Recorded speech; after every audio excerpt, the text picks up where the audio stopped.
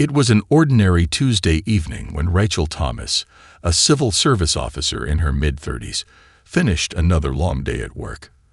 The drive home was supposed to be routine, a quiet 15-minute journey through suburban streets. The sky had just begun to dim, casting a soft glow over the cars as they trickled through the intersections. Rachel's thoughts were elsewhere, on the proposal she'd been working on at the office, a new initiative aimed at improving public services for the city's underserved communities. She hadn't noticed the police cruiser parked at the corner, its lights flickering on as soon as she slowed to make her turn. Before she could react, a loud siren echoed through the street, and her heart skipped a beat. She pulled over to the side, still unsure of what had prompted the stop. She wasn't speeding, she hadn't swerved, and there was nothing wrong with her car. A police officer emerged from the cruiser and approached her window, his face serious but professional. "Good evening, ma'am. Do you know why I stopped you?" he asked, his voice flat. Rachel blinked, her mind racing. "No, officer. I'm not sure why." "You ran a red light back there, back at the intersection," he said, pointing to the corner just behind her. Rachel frowned. "I didn't run the light, officer. I stopped before I made my turn." The officer took a moment to look at her, his gaze impassive, as though he hadn't really processed her words. "I have it on record that you didn't. I'm issuing a citation for running the red light." Rachel's stomach tightened. She knew she hadn't done anything wrong, but her instincts told her that arguing wouldn't get her anywhere. It wasn't her first time encountering the complexity of public authority, especially as a black woman. Still, she kept her voice steady. "If you're sure, officer, but I'd like to contest it in court. I know I followed the traffic rules." The officer nodded, seemingly uninterested in her response. "Here's your citation.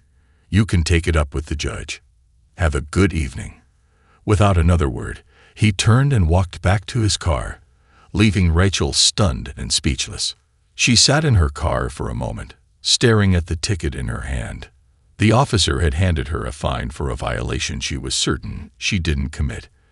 As frustration bubbled up, Rachel reminded herself to stay calm.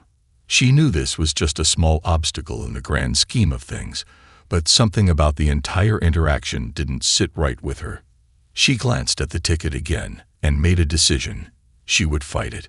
She would show up in court and make sure the truth was heard. As she started her car and drove off, Rachel's thoughts turned to her work, to the people she served, and to the higher standards she held herself to every day. It was hard not to wonder if this was more than just a simple mistake. A few weeks passed, and the day of Rachel's court hearing arrived. The courthouse was a tall, imposing building made of gray stone, its cold exterior reflecting the serious nature of the proceedings inside. Rachel arrived early, dressed in a navy blue blazer and black slacks. She was no stranger to professional settings, but today felt different. Today she was fighting not just for a ticket, but for her dignity and fairness. Rachel sat in the back of the courtroom, waiting for her case to be called. The sound of muffled conversations and the shuffle of papers filled the room, but her mind was focused. Her dashcam footage was clear, and she had every intention of proving her innocence. The judge, Alan Carter, was known for his no-nonsense approach. He had a reputation for being tough, particularly when it came to traffic violations. Still, Rachel wasn't intimidated. She had confidence in the truth and her ability to articulate it. When the court session began, Rachel stood as her case was announced. Judge Carter, a middle-aged man with neatly combed hair and a stern expression, glanced up at her as she approached the stand. His gaze was sharp, assessing, and there was something about it that unsettled her. She took a deep breath and began speaking. "Your Honor, I'm here today because I believe I was wrongly issued a citation for running a red light." Rachel began, her voice calm but firm. She described the events of the night she was stopped, explaining how she had stopped at the light before making her turn. She presented the footage from her car's dashboard camera, showing a clear view of the intersection, and added that the traffic light was indeed red as she approached but turned green before she made her move. Judge Carter leaned forward in his chair, scanning the footage on the screen. He didn't look at Rachel as he did so, his attention focused on the images. The room was quiet except for the occasional scratch of his pen on paper. When he finally looked up, his expression remained unreadable. "Miss Thomas, I've watched the footage," he said, his tone skeptical. "But I've been doing this long enough to know that just because something is on video doesn't mean it tells the whole story. You're saying you stopped at the light, but I'm not sure your actions were as clear-cut as you claim." Rachel's stomach tightened, but she maintained her composure. "Your Honor, the footage is clear. I stopped, and I followed all the necessary rules. I'm confident in my account of the situation." Judge Carter's eyes narrowed slightly, a flicker of disbelief crossing his face. "I see. And you've never had any issues with the law before, have you, Miss Thomas?" "No, Your Honor. This is my first citation," Rachel replied, trying to keep her voice steady despite the subtle insinuation in his question. Judge Carter didn't respond immediately. Instead, he scribbled something on a notepad, then leaned back in his chair. The tension in the air was palpable. Rachel had hoped for a more thoughtful consideration, but she could sense that Judge Carter wasn't entirely convinced by her argument. He was already leaning toward making a decision, and it wasn't in her favor. "Thank you," he said curtly, signaling the end of the brief exchange. He turned to his papers and muttered something under his breath, barely acknowledging her presence. The room held its breath as Rachel left the stand, her mind racing. Something about the judge's demeanor didn't sit right with her. She wasn't just a woman challenging a traffic ticket. She was a person being judged, and not just for what she'd done, but for who she was. Rachel left the courtroom with a heavy heart. The judge's cold dismissal had struck her harder than she expected. She had come into the hearing confident, ready to present the facts and prove her innocence. But instead, Judge Carter's disbelieving attitude had created a chasm between her truth and his perception of her. It wasn't just about the ticket anymore. It was the way she felt reduced to a stereotype, as if her words and actions didn't carry the same weight as others. As she walked out into the hall, her phone buzzed with several messages. Her best friend, Tamika, had already heard about the ruling. "What happened?" The message read, "I can't believe this, Rach. Are you okay?" Rachel sighed as she typed a quick response. He didn't listen. "I'm fine, though. I'll figure it out." But deep down, she felt a growing frustration. She had tried to stay calm, to trust that the truth would prevail. Instead, she was met with dismissal and disbelief. Her confidence had been rattled, and the weight of the judge's decision lingered like a dark cloud. The next morning, Rachel went into work as usual, but the sense of injustice hung over her. Her colleagues at the Civil Service Department were supportive, but the sympathetic comments made her feel like the victim of an unnecessary fight. "You're a public servant, Rach," one colleague, Marcus, said. "People like you are supposed to be treated with respect." Rachel nodded, but his words stung. She was treated with respect, at work, in her role as a top-rated civil service officer, where she had built a reputation for excellence. She had led multiple successful initiatives to improve services for low-income families, and her work had been recognized by city leaders and peers alike. Yet here, in the courtroom, none of that seemed to matter. To Judge Carter, she wasn't a dedicated public servant. She was just another person in front of him, subject to his quick judgment. As the day went on, Rachel couldn't shake the thought that something about her case had been clouded by unconscious bias. It wasn't the first time she'd felt the weight of assumptions placed on her, but this time it was different. This time, it was the law. And no matter how hard she tried to convince herself that she could just move on, she knew that this battle was far from over. Late that afternoon, an email notification popped up on her screen. It was from Karen Wells, a colleague she'd worked closely with on several high-profile projects. The subject line caught her eye. "Your story is too important to ignore." Rachel clicked the email open. Karen had already heard about the court ruling and had decided to do something about it. She had written an article detailing Rachel's background, accomplishments, and the unfairness of the court ruling. The article would be published in the local newspaper the following day. Karen even mentioned the upcoming community outreach program that Rachel had spearheaded, an initiative that had saved the city thousands in taxpayer dollars while improving access to essential services. Rachel stared at the screen, her thoughts swirling. The truth had been written down, but the real challenge was still ahead. Would the world take notice? Would it matter that she wasn't just a woman with a ticket, but a woman with a story, one of integrity, dedication, and a desire for fairness? By the time Rachel woke up the next morning, the article Karen had written was everywhere. It had gone viral, shared on social media, and picked up by local news outlets. The headline read, "Top-rated civil servant fights for justice after unfair traffic citation." The opening paragraph detailed Rachel's background in the civil service, highlighting her work improving public programs and how her contributions had earned her recognition from community leaders. But it was the closing paragraph that caught the most attention. Despite her spotless professional record, Thomas found herself facing an unfair judgment in court that many believe was influenced by unconscious bias. Rachel scrolled through her social media feed, watching as messages of support poured in. Colleagues, old friends, and even strangers who had never met her but had been moved by her story sent words of encouragement. It felt like an avalanche of validation, but it wasn't enough to make her feel completely at ease. The justice system had failed her once. Was this online support just a fleeting moment, or would it turn into something more substantial? As the day went on, Rachel began to receive calls from local media outlets.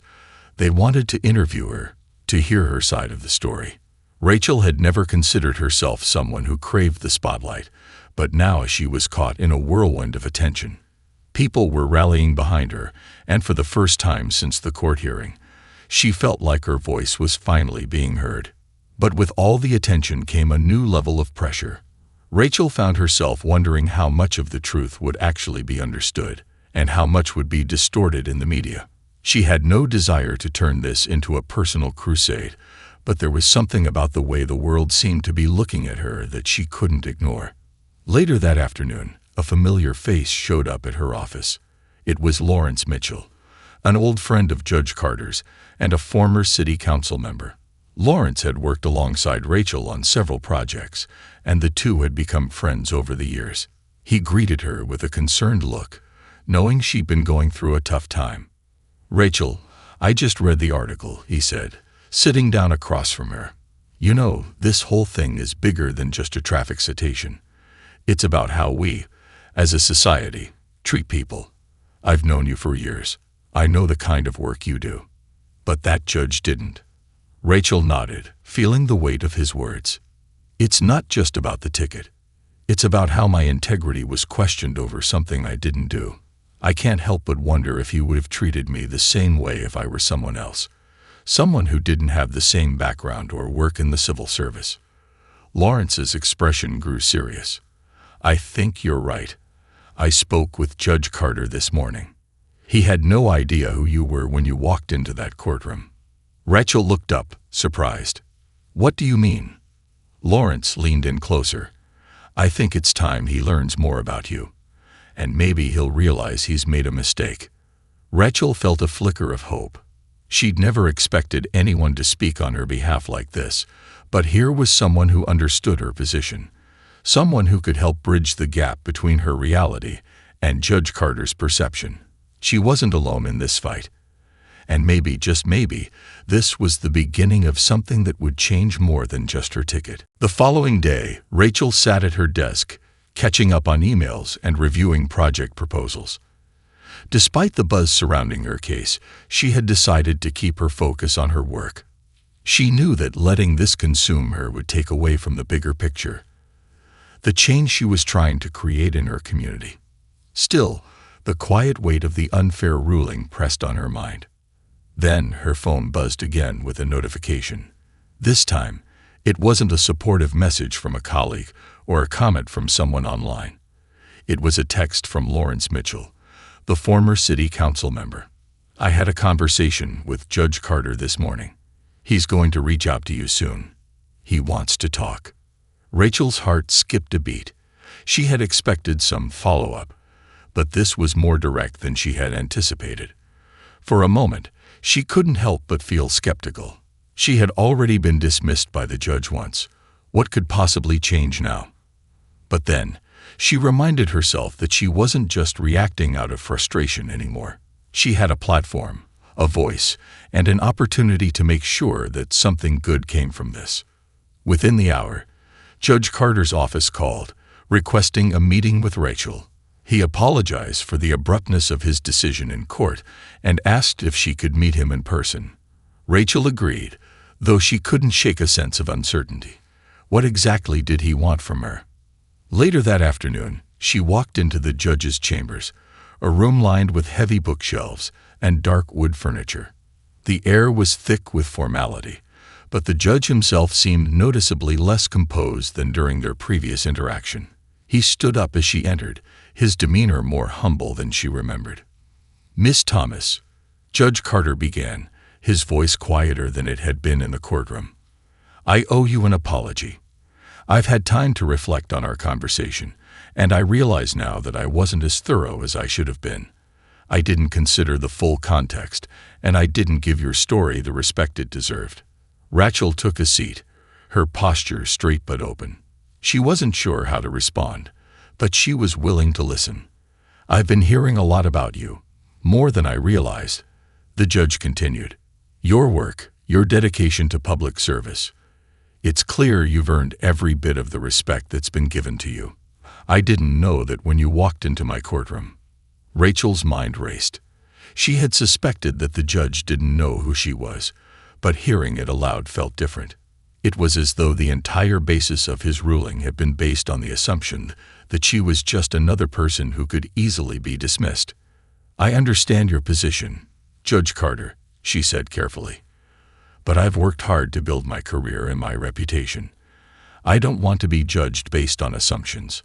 I want to be judged on my actions, the work I do, and the truth of any situation." The judge nodded slowly, acknowledging the weight of her words. "You're right, and I'm sorry that I didn't see that in you earlier. I want to make this right, not just for you, but for everyone who might feel the way you do now, unseen or unheard." Rachel was taken aback. It wasn't an apology she had expected, but it was one that, for the first time, felt genuine. The judge wasn't just trying to make the situation go away. He was realizing how his actions had impacted her. "I appreciate that," Rachel said, her voice softer. "And I want to make sure that this doesn't happen again, not just for me, but for anyone who faces unfair treatment because of who they are." The judge nodded, clearly moved. "I'm committed to doing better, and if there's anything I can do to help you in your fight for fairness, I'll be here." As Rachel left the judge's office, she felt a renewed sense of purpose. This wasn't just about clearing her name. It was about making sure her experience led to something more meaningful.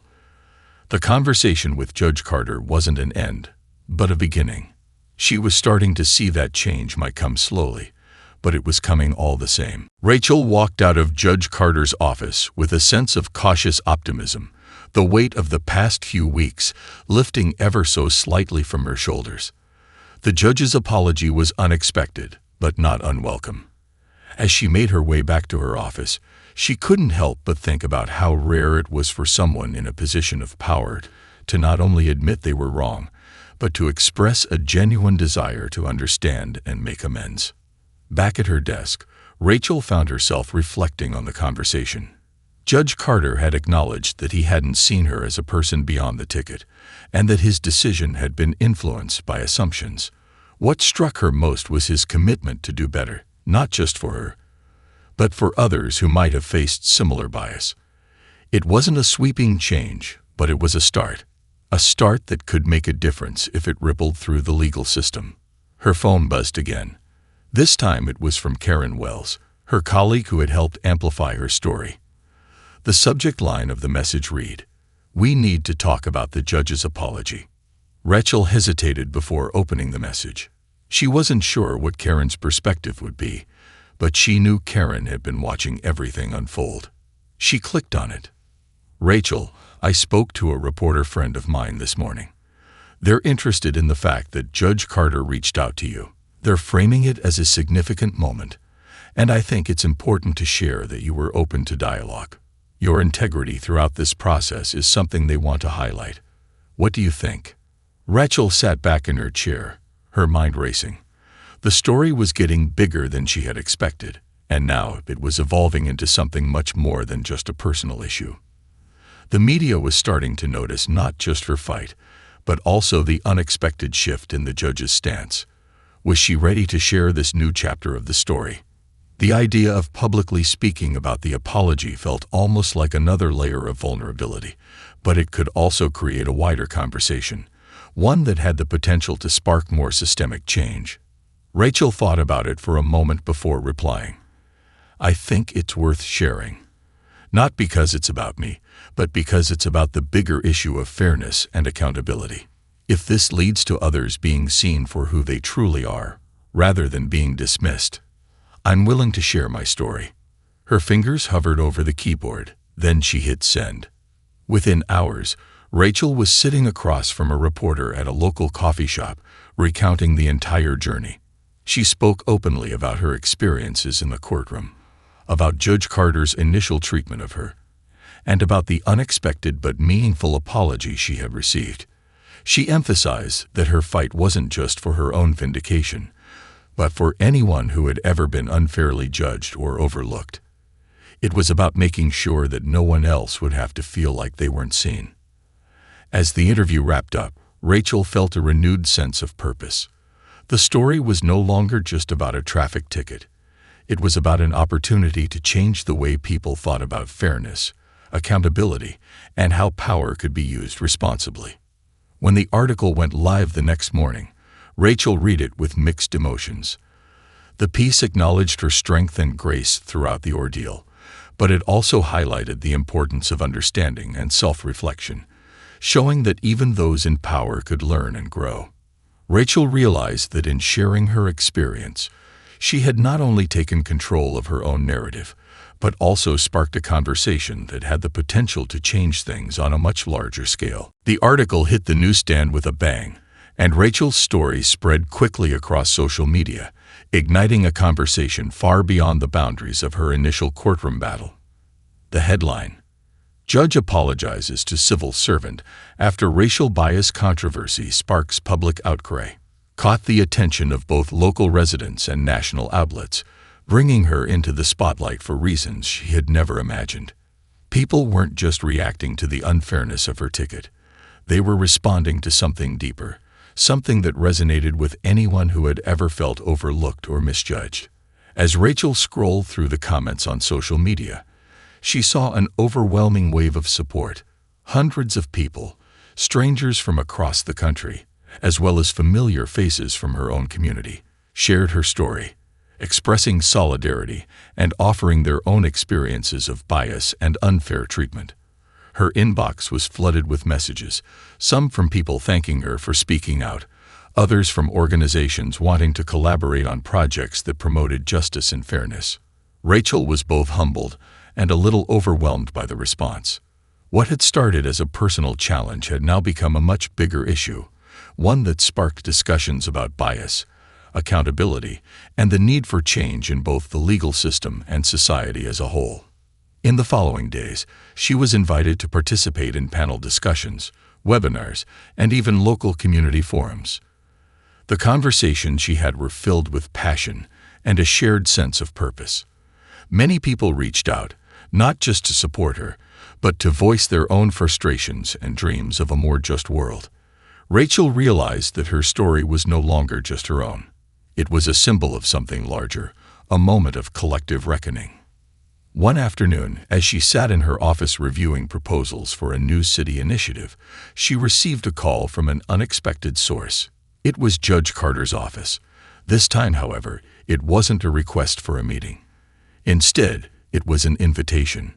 "Miss Thomas, the judge would like to publicly acknowledge his mistake and address the community," the assistant said over the phone. He's requested a joint press conference with you to discuss what happened and how he plans to use this experience to advocate for more equitable practices in the courtroom. Rachel paused for a moment.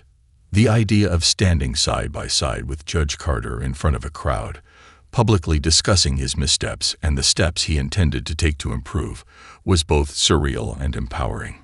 The apology had been one thing, but this felt like a meaningful public gesture. It wasn't just a resolution of her own case. It was a chance to take the lessons learned and apply them on a larger scale. Rachel agreed to the press conference, knowing that the moment was bigger than just her. It was a testament to the power of accountability and the importance of understanding how personal bias could shape outcomes. More than anything, it was an opportunity to drive forward the conversation she had started. That justice could be more than just a system of rules. It could be a system of empathy, fairness, and respect for every individual, no matter their background. As the press conference date approached, the momentum continued to grow. Rachel's story had sparked something in the community, something that no ticket or court ruling could ever take away. It had sparked a conversation about what truly mattered, not just the mistakes made, but the willingness to correct them, to listen, and to move forward with greater awareness and compassion. The press conference was held in a spacious, bright conference room at the City Hall, with rows of journalists, cameras, and eager community members filling the seats. Rachel stood at the podium beside Judge Carter, the air thick with anticipation. It was a moment that she never imagined would come, but now it felt like the culmination of something much greater than her original traffic ticket. It was about justice, accountability, and the power of personal transformation. Judge Carter opened the conference, speaking first. Thank you all for being here. Today is a pivotal moment, not just for Ms. Thomas, but for the entire legal community. I stand here acknowledging my failure to see Ms. Thomas for who she truly is, a respected public servant with a proven track record of advocating for fairness, and not just a person who was in my courtroom facing a traffic violation. I now understand that my decision wasn't only a mistake in the eyes of the law, but a misstep in my commitment to impartiality and fairness. Rachel listened as the judge spoke, her heart swelling with a mix of emotion. It wasn't about the apology anymore. It was about the accountability that followed. The way he was using this moment to educate others, to show that change was possible. She had wanted him to understand her experience, but what she hadn't expected was for him to take the initiative to use his platform to teach others. When it was her turn to speak, Rachel stepped up to the microphone, the weight of the past few weeks still fresh, but with a new sense of resolve. Thank you, Judge Carter, for your willingness to listen and learn. What happened to me is something that far too many people experience on a daily basis. We often don't talk about the biases that shape the decisions of those in power. But we should, because the more we acknowledge them, the more we can change the systems that perpetuate them. She paused, looking out at the crowd. There was a quiet, attentive energy in the room, and Rachel knew this was her moment to make a real impact. I never wanted this to be about me. This is about all of us, about creating a world where no one is judged based on assumptions or the color of their skin, but on their character and their actions.